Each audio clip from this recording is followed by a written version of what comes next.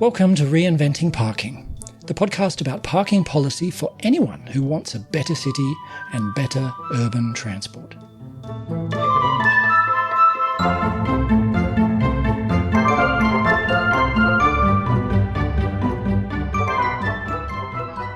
Welcome back to the Reinventing Parking Show. I'm your host, Paul Barter.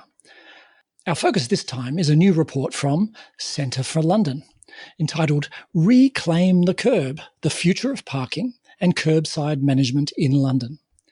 And my guest to talk about the report is Jo Wills, who is a senior researcher at Centre for London, which is the UK capital city's dedicated but politically independent think tank that develops new solutions to London's critical challenges. Welcome to the Reinventing Parking podcast, Jo. Thank you, Paul, and thank you for having me. I should say, for anyone listening to this in the future, we are recording this in early April 2020. That date probably has some meaning for future people. What's it been like launching this report in the middle of a huge pandemic and economic crisis, Jo? I should say to start, slightly surreal. I think as everyone's kind of organisations and usual work is struggling to adapt to this kind of rapidly changing climate. But we launched a report 2 weeks ago. 2 weeks ago, it felt fairly fresh, and I think kind of real life and normality, so to speak, was still within reach. So I think it seemed like quite an appropriate thing to do. And despite having to change the way we do our launches, so it all went online, and we did a kind of live Twitter Q&A rather than the typical public launch event with a panel discussion and question and answer session that we'd normally do. It got a lot of good kind of responses. I think at that stage, people were still quite happy to have some other stuff to think and talk about, aside from the sort of relentless deluge of coronavirus stories. But I think as time goes on, our kind of focus has been really around how the policy work we do can respond to the short-term immediate crisis, and how we can ameliorate the situation here in London for the better in the short term, but then also thinking longer term about how London will have to respond and rebuild, because despite the fact that there are a lot of uncertainties at this stage, we know that there will be some quite profound changes, and we just really need to get ahead of what they are and how we can better rebuild the city afterwards. Yes, it's very hard to focus on ordinary work right now. I'm certainly thinking about how this podcast might try to grapple with the implications of the crisis, and I'm sure several future episodes over the next few months will deal with that. But for now, I've decided that we'll go ahead, and what we'll do is we'll make a heroic assumption and have our conversation. We'll have our conversation as if the world will return to something like normal, maybe in a year or two, and we'll be talking about the London as it was 2 or 3 months ago, and for the purposes of our chat, assume that insights from that London will still be relevant to a future London, maybe next year or the year after, and indeed to the rest of the world. Because the reason I reached out to you is that this is an international podcast, and I think London's experience is relevant internationally. But most cities around the world are facing this crisis and not really returning to normal anytime soon. But let's hope this conversation can stand the test of time. So I think on that point, Paul, I think it is just important to say that, this crisis period should subside, but then, we still have the big thing underlying a lot of our work, which we focus on transport policy, which is climate change, and the issues there, which we'll have to tackle, I'm assuming will still be there. So, I absolutely agree that this work is still relevant, and, when things do get back to normal, we'll still have the same problems we have to tackle. So I think this is it's a really valuable thing, and we shouldn't let the important stuff, which was important then, not be important now still, I think. Right, yeah. And in that spirit, let's proceed. So your report focuses on street parking, the Kerbside, and you're exploring the opportunities for the boroughs of London, which are the municipalities within this metropolitan government thing of London, and of course for the mayor of London, how they can do better on the Kerbside. Now, that wouldn't be a controversial issue in London by any chance, would it? Yes, it is. I think maybe for non-transport specialists would be surprised how controversial it actually can be. I think maybe at this point you've mentioned the kind of split of responsibilities between the mayor and the boroughs. So I think for our international listeners, I should maybe say a couple words about the governance of London. Mm. So we have a mayor who governs the whole of the city, and then beneath that, there is a kind of sub-regional division of administration. So we have 33 different municipalities in London. We have a mayor who has relatively little power. So he has very few kind of fiscal powers. Largely, the mayor sets the kind of strategic direction for particular competencies in the capital. So transport and policing and planning being some of the big ones. But actually, the vast majority of kind of administration and day-to-day management of the city is taken by the boroughs. And you have boroughs of lots of different political complexions. They vary quite distinctly between kind of geographies, densities, demographies, wealth, you name it. So you really have this kind of quite interesting situation where you have a mayor who sets the kind of strategic goals related to transport and parking in this instance, but boroughs who have to interpret those goals in different ways. And it kind of creates this quite interesting patchwork of different policies and approaches. Well, several mayors recently have been very ambitious in seeking change in the mobility system, haven't they? But some of the boroughs are much less keen on that kind of change. Yeah, absolutely, and I think a lot of it kind of relates to the kind of the geographies as well. So car ownership and hence car reliance and the kind of constituency of car owners, so to speak, really differs quite dramatically. So in a London, a kind of average of all the inner London boroughs, there is car ownership of around 40%. So not even a majority. So and in many kind of wards, which are the smaller geographic subdivisions, you have car ownership of about a third. So in some parts of London, car owners are in a real small minority. That's percentage of households owning a car. Households, yes, exactly. Sorry, yeah, households. When you look at outer London, typically the urban fabric is a lot less dense. There is kind of lower connectivity of public transport, less frequent trains, poorer bus services. Car ownership is much higher, so it's closer to 70%.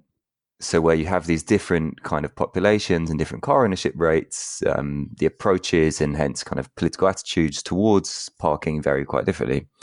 So, for example, there was a quite famous incident or quite famous scheme in Waltham Forest. So Waltham Forest is an outer London, East London borough, which several years ago now embarked on this scheme, which has become known as Mini Hollands, because they're adapting some of the really quite successful principles which the Netherlands has taken on about how to make streets more friendly for walking and cyclists.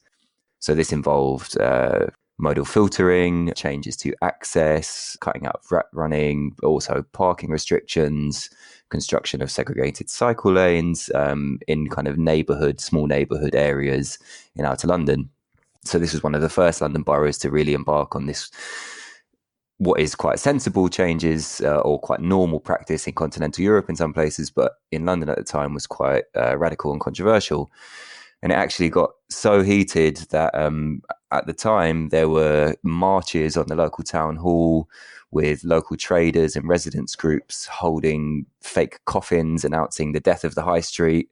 You're going to ruin all these traders' businesses. And when the local council tried to launch the scheme at a public event, just to interrupt, what to what extent was parking the focus of those protests and that anxiety? part of it was about removing parking access or limiting parking access to the high street in order that we could rededicate space to walking and cycling. But local traders and a lot of residents felt that this would be, the end for businesses. Actually, the evidence says otherwise, which you've got in our report about spend over a month by mode share for people in local shopping parades. But there was a real conception that, if you don't let people park their cars by the shops, businesses will go bust. And so at the time, this was hugely controversial, and it actually ended up in public fighting in the streets, believe it or not, between supporters and opponents of the scheme. So, just I think it gives a flavour of how kind of controversial some of these things can be. Yes, and remarkable that they did go ahead and persisted and have been vindicated. They have been vindicated massively. I think there's been a lot of kind of evaluations by UCL and some other universities in London. They've shown that kind of overwhelmingly local residents are happy with the scheme now. It's kind of made marked improvements in air quality, no kind of real damage to local businesses. So it's actually, there was some real political leadership shown at that stage, and it's proven quite successful, and they have been quite vindicated. Okay, by the way, before we go too much further, we should mention your co-authors on this report, Joe. Could you briefly tell us about them? Yes, so I should say my colleague Sylvia Barrett, who has since left the Centre for London and now works for the Campaign for Better Public Transport, which is a UK-wide charity focusing on transport across the whole UK, not just London, led on this report, and she's led on our sort of transport and environment programme for a series of years, doing a number of different projects related to transport in London. And also a big thank you to my colleague Mario Washington Ihemi, who has very ably assisted us on this. Yes, and Mario is a she. Yes, yeah. I think she gets quite frustrated. It's an unusual name, but yes, yeah, Mario is definitely a she.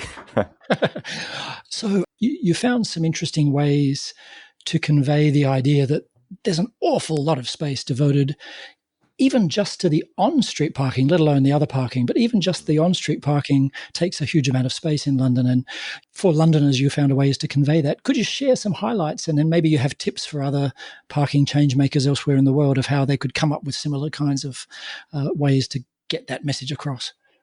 Yeah, thanks. I mean, it was actually quite a relatively straightforward calculation. And so my background is in sort of property planning, urban regeneration. For me, kind of working in transport, there's this mind shift to thinking about things in a different way. And I think for a lot of transport specialists, we can forget how kind of completely normalized and just mundane the dedication of space to park cars is for many people. And so part of our thinking was to really try and shake them out of that and get them to just reconsider in a different way. And the way we did that was, TfL, Transport for London, which is the London-wide municipal transport body, they collect data on the number of vehicles licensed in London. So we did a quite simple calculation of taking these vehicles, taking in, their average parking space dimensions in the UK, working out, and they also record data on how many of these cars are kept on street. So we basically did the calculation, say we have X amount of cars, X amount on street, this is the space it takes up, which gave us the figure. The way we tried to apply that and make it relevant to the layperson, as it were working out in terms of Hyde Park. So Hyde Park is the iconic open green space in London. Everyone's familiar with it, everyone knows it. It's a really big space in central London, equivalent to your Central Park in New York, for example. And we basically did this calculation to show that on-street parking in London takes up 10 Hyde Parks, which is actually quite an enormous and astounding figure. And I think it just helps to conceptualize, the quantum for regular people in terms they can understand.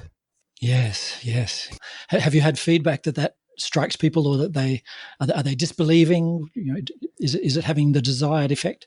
This is a kind of, as we move into this new virtual world, sadly we're not able to do public meetings anymore, but a lot of the feedback we have on Twitter is revolves around that kind of figure. It is it's quite a striking thing. I think for transport professionals we kind of understand the scale of the problem, but I think for lay people, as it were, it's something that really sticks in your mind. So I think definitely a valuable tool. The other thing that's striking in the report, before we get on to actual recommendations and actions that you're calling for, was your treatment of the issue of value. So you tried to estimate the value of curbside spaces. Mm-hmm. You had some interesting approaches to that. You compared it with what people actually pay, but your approaches to finding various estimates of that idea of what is the value of a curbside space. I found that a really interesting section. And again, there'd be lessons for people in other cities to try to do similar things. Could you talk about that part of the report? Yeah, certainly. So throughout this report, we spent a lot of time engaging with practitioners, the people who manage parking across London, policy professionals, experts, academics, and something which came through a lot of discussions is there is this kind of instinctive sense that this is valuable space, because London has one of the kind of most complex and expensive property markets in the world. And we are dedicating a huge amount to what is effectively a private use of really, finite, incredibly valuable space. So there was always a sense on the part of professionals that we need to understand what this actually means. And we took various approaches.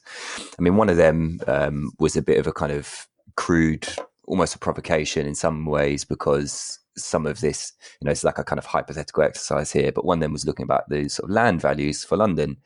I think there was a real estate company called JLL, I think International, who'd done a similar calculation, which was kind of estimating that if all the land covered by cars in London were actually developable and charged at the same residential values per square foot in London, the value of that land would be £172 billion. So, I mean, in actuality, a lot of that land wouldn't be able to be converted into residential property.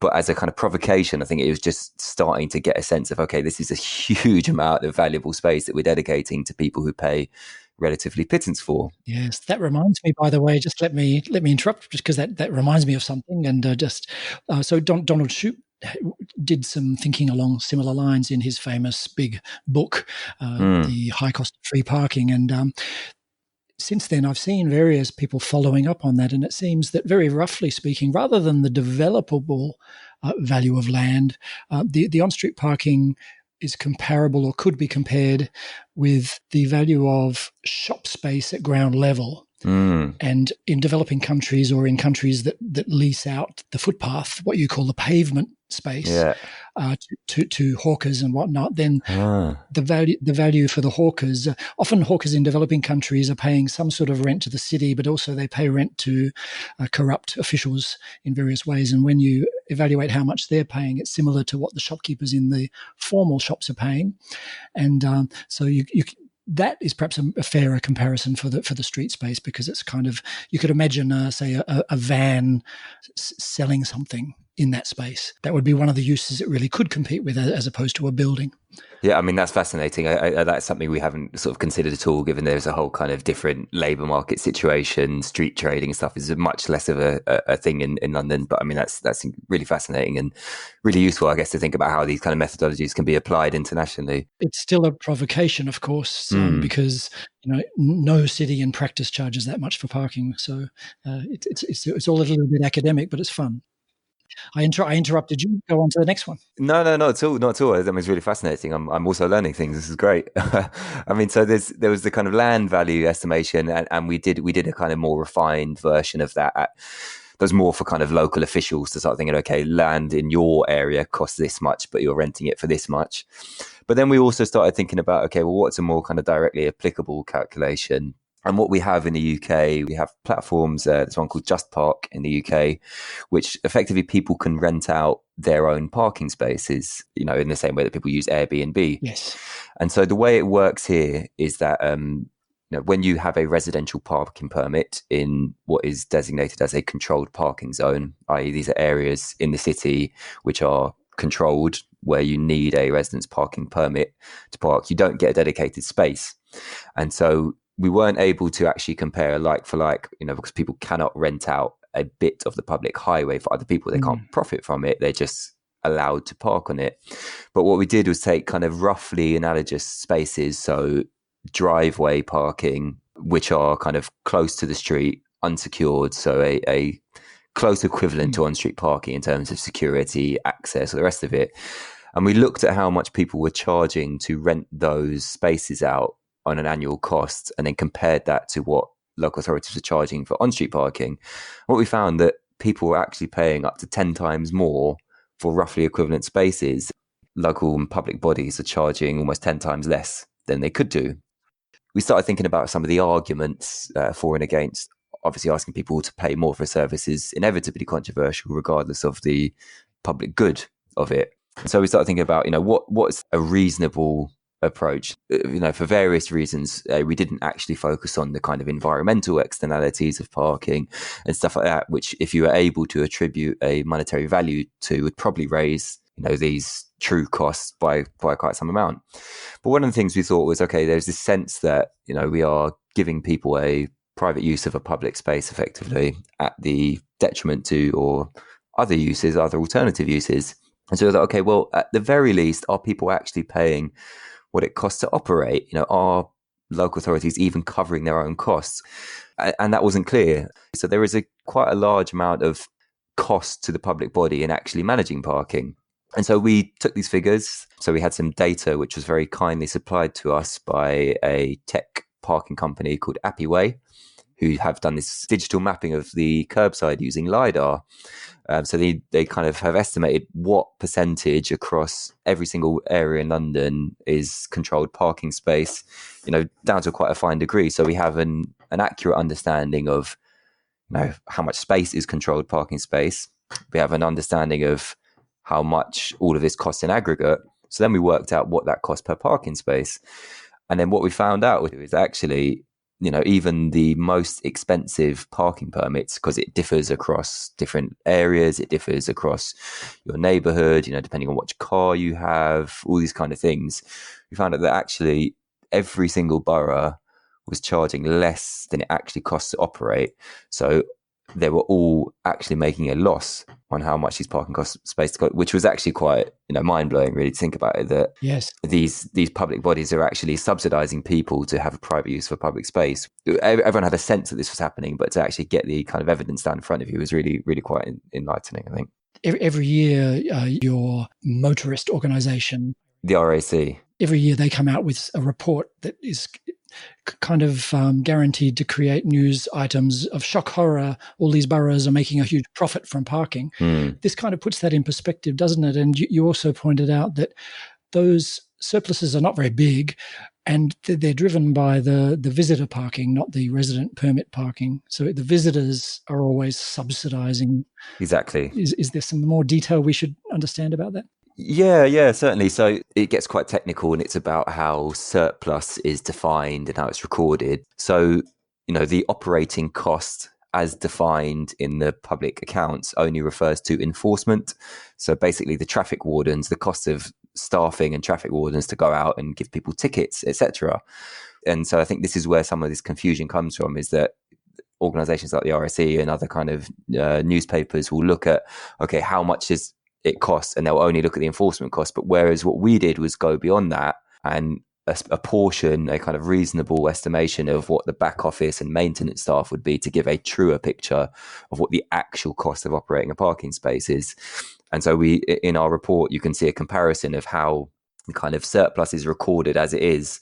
But then when we plot that against our new surplus, or the new kind of true costs, which gives a more accurate representation, you can see that some boroughs are actually making a loss on it. The other item there is, you're completely correct in saying this, is that it's not residents' parking permits which they're making a surplus from. It's a lot of it is cross-subsidised by visitor parking, so short stay, paying in parking meters, but also about compliance and charging people for parking violations. In an ideal world, you have zero fines because everyone would be obeying the rules, and and it would be a much easier system to manage. They use the word profit, which I think is actually a bit disingenuous, because surplus is actually ring fenced to only be spent on transport provision. There is legally kind of restricted that local authorities and public bodies cannot, and this is an established matter of law in the UK, that they can't raise parking charges or parking costs in order to generate revenue. If they do generate a surplus, it has to be reinvested in transport provision. So actually, a lot of this stuff goes on road maintenance, which benefits motorists. It goes on things like, in the UK, we have a system of subsidised public transport for elderly people. I think there needs to be a slightly different public conversation around where this money actually goes. It's not going into kind of bureaucrats' pockets or inflated salaries. This is a public good which is going for transport benefit, for the benefit of us all. That's relevant to the Shoupistas out there amongst us. Professor Donald Shoup suggests that surpluses from on-street parking management should indeed be ring-fenced and used for something that is popular. And in fact, that's the law in the UK. It's already is the case, although it clearly hasn't done the trick of avoiding the the negative politics of that revenue. And I guess the missing thing is using it for something sufficiently popular. And maybe the boroughs and the other municipalities around the UK are not doing enough to shout from the rooftops about how they're using that parking revenue. I think there is an argument for, we do need to have a different public conversation, and we do need to get the message out that these things are being used for things which are good for everyone. But there's also this kind of interesting scenario where, so that, this mini Holland scheme, which I referred to earlier, after the fact of its implementation, it's been massively popular and people like it.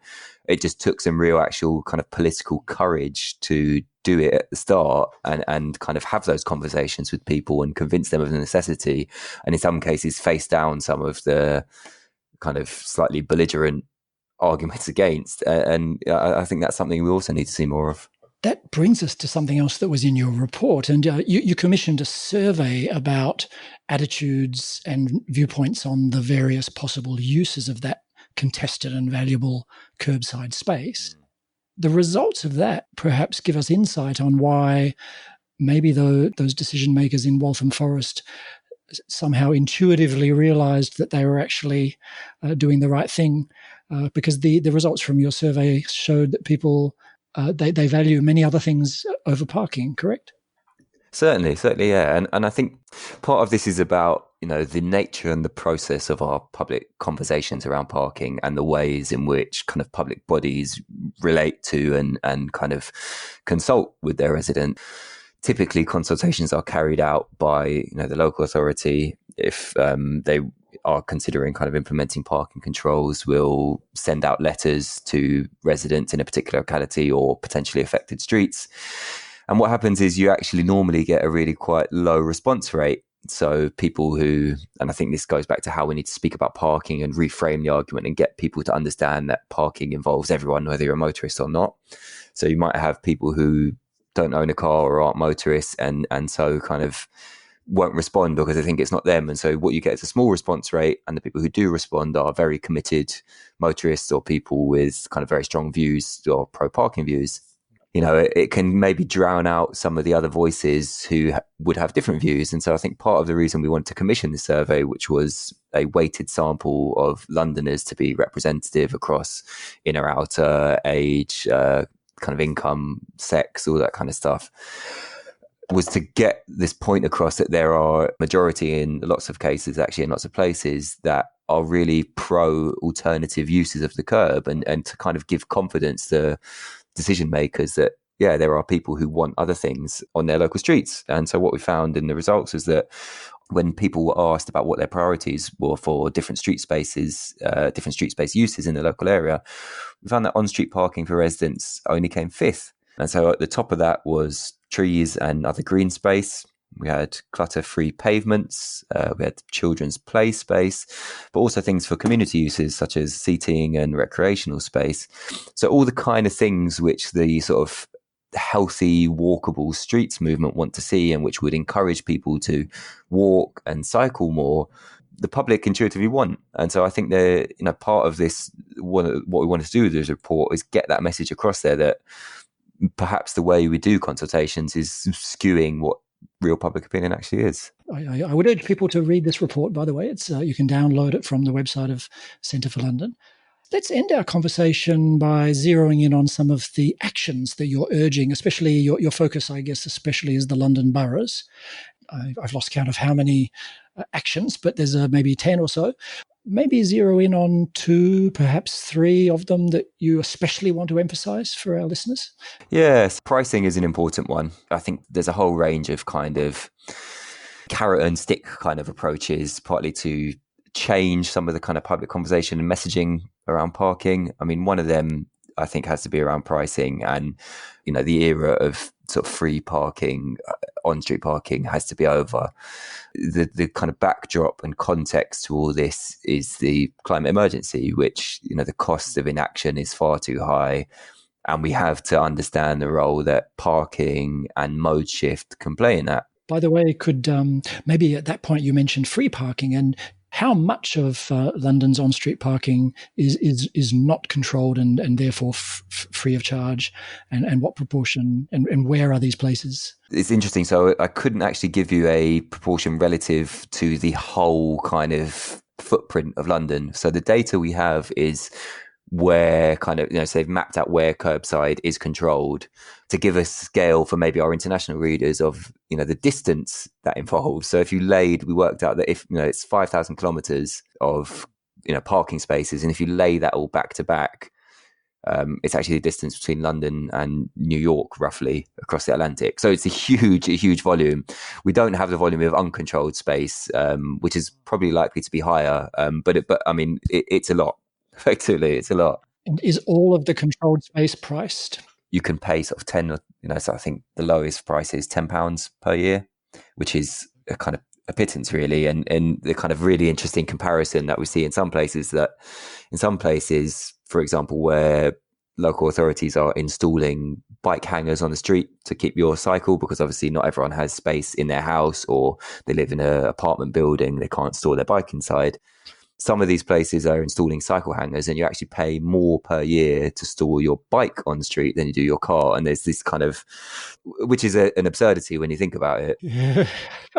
You have these kind of really odd sort of scenarios and these anomalies where there are still, parking is massively underpriced in some places. So I just wanted to point out and clarify, because so many of our conversations about parking prices are about the visitor parking prices, but the focus of your report is much more on the residential permit prices. Certainly. And so that's important. And I think that's really refreshing and useful, because it's a neglected topic, because to be honest with you, so many of us avoid it because it's just so difficult. And you're sort of sinking your teeth into this difficult issue. Do you have suggestions on how we might increase the price of residential permits to something more rational?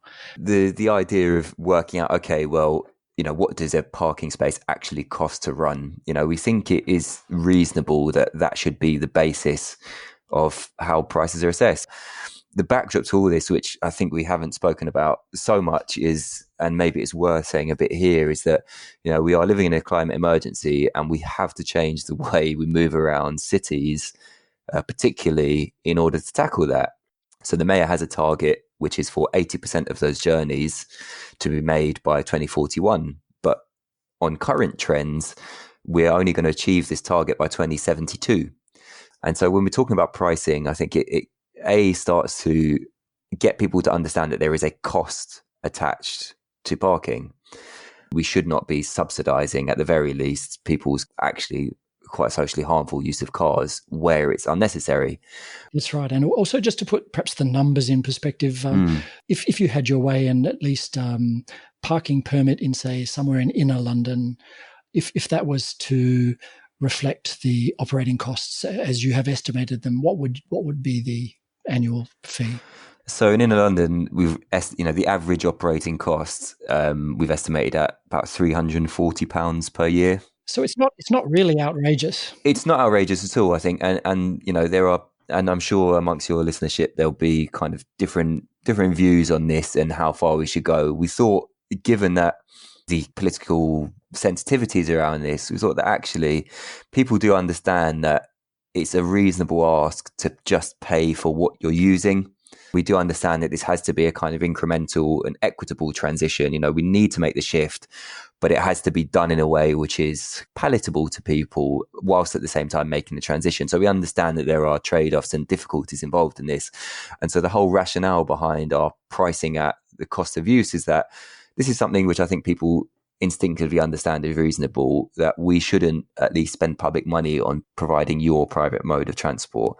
And so it's not unreasonable, but I think is necessary. One of your interesting suggestions for getting from here to there was to take advantage of what you called residential churn, or people moving house, moving out of an area, and someone else moving in. Now, this would still be a little controversial, but your proposal was that basically anyone new to the area would not be eligible for a permit. So everyone would know, okay, we've grandfathered in the existing permits, but anyone new to this area, you're not eligible to permit. If you want to have a car, you'll have to find off-street parking somewhere in the area and rent it. Yeah, that sounds reasonable to me, but it sounds outrageous to some people. Some of these things I have no doubt will be kind of controversial. But the backdrop to this, which I keep reiterating, is the kind of cost of inaction of climate change. The do nothing option is not an option anymore. We took this approach because we thought that there's more of a case for if people are staying put and not making a change, it's more difficult to ask them to get rid. We can encourage them to volunteer, and there are other things within the report which are more kind of enabling encouragement carrots for people to give up their cars. So something which happens, say in new developments in London, is that where private parking spaces aren't provided, they get subsidized for X amount of years membership of a car club, for example. So in absolutely essential, necessary journeys, people will still have access to a car. So we're not saying you can never drive a car again. And so it's part of, if you want to give up your private parking space, you'll still be able to drive when you need to, when you absolutely need to. So we can encourage people, existing residents who aren't moving, to do that by the system of mobility credits. And that could be, or you get subsidized, season ticket or credits towards a season ticket on public transport, for example. So there are things we can encourage to do in that respect. We also thought that it was more kind of reasonable over the long term to say, when you are having this, and London does have a really kind of high population of resident churn because it's a very mobile international city. We thought that it is more reasonable when you're making this upheaval in your life anywhere, when you're making changes, when you're moving to a new area, that would be a kind of natural change point. I think it would work, the system, provided there is, a really clear messaging, long enough kind of consultation so that people are, it can't be a surprise to people because that's unfair, but it needs to be phased in incrementally, but also just got really clear that this will happen. And there is a precedent for this happening. So in new developments in London, in the London plan, which is the sort of spatial framework for the city, new developments have had over the last few years kind of really quite limited maximum parking provision. So there is already a kind of understanding in the kind of popular psychology of the city that if you move to a new building, a new apartment block, that you probably won't have access to a parking space. So people already, there is a precedent already. So you're kind of building on that already. So there's movement in that direction already. Just before we move on from residential parking permits, just for the context, because these are beasts that vary a lot from place to place. How do they work in London?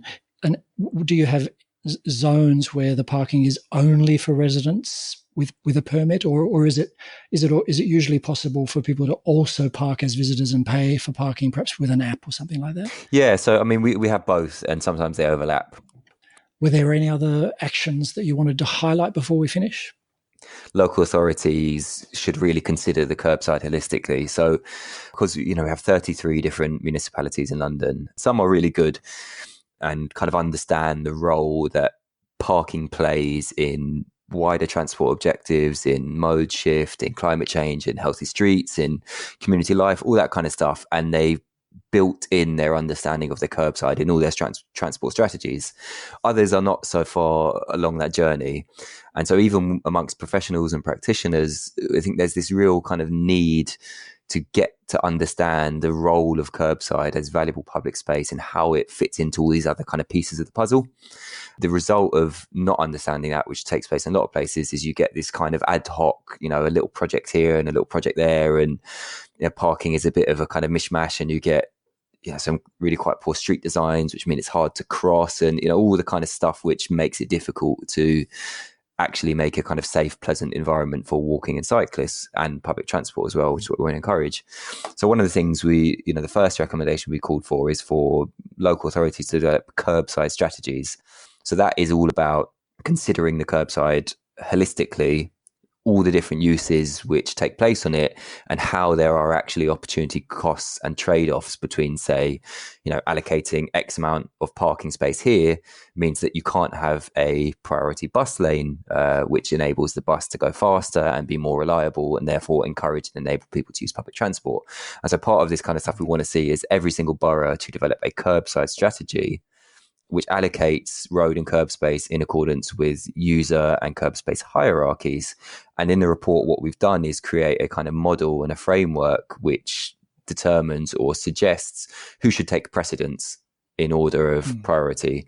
So, on a, say, residential curbside hierarchy, we want to see safety and access first. So that would be pedestrian crossings, dropped curbs, yellow lines, then public transport access, so bus stops, all the rest of it, and parking for disabled users, cycle lanes, all the way through to kind of residential and short stay visitor parking at the bottom. And of course, every street is different, but these hierarchies are sort of a broad guide, and then within every street you might have slightly different lists of priorities, I imagine. Exactly. I mean, in the report we've suggested, a residential street and a high street as kind of broad templates. Obviously, local areas will differ and have different uses and stuff, but we do think that there is, the principle of just understanding and planning holistically for all the different modes every time you design a street or a scheme would be actually a massive improvement. Yeah, and these hierarchies actually match the opinion that you found in that survey, in case anyone is thinking this is all very sort of draconian and top-down and idealistic. It actually matches the priorities of Londoners themselves. Exactly. One of the things in parking is people have often been stuck in fairly rigid expectations of what things should be like. And I guess one of my fond hopes from this crisis is it might open people's minds that things can be radically different without being horrible, and that people may be open to slightly more creative options in the future. And your report then will be a valuable contribution to that discussion. Well, thank you, Paul. I mean, I certainly hope that's the case. And, in amongst all the kind of doom and gloom at the moment, it's interesting. The big news story in London for the last couple of days has been how air pollution sensors are kind of, the engineers actually thought they were broken because the recordings were so low, but because we've had this massive drop in traffic volume, despite all the challenges that we're going to face over the next year or so, I think there are some maybe green shoots appearing, and we can start to see how we can actually, use this time to, make a better world afterwards, for want of not sounding too kind of idealistic. But, that is the hope. So I very much hope that we can play some small part in that. Yes, I had a friend who, when I was studying, he was doing his research about Bangkok traffic, and in the middle of his research, there was the 1997 crash in Asian financial markets, and traffic in Bangkok reduced enormously, and there was no congestion for a year or so. And he joked to me, Paul, we were stupid. We were thinking of all of these tools like congestion pricing, etc. All we had to do was destroy the economy to solve the traffic problem. Well, hopefully we can sort out the economy afterwards, and also parking. So he was joking. This is not the way we want to solve these problems, but we do get some interesting insights anyway. Yeah. So thanks, Joe. It's been an interesting conversation, and thanks for being on the Reinventing Parking podcast. No, thank you very much for having me, Paul. It's been great, really enjoyable. You've been listening to the Reinventing Parking podcast, and I'm Paul Barter.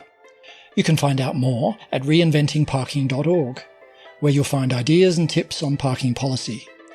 You can also listen to other episodes, subscribe, or leave a comment.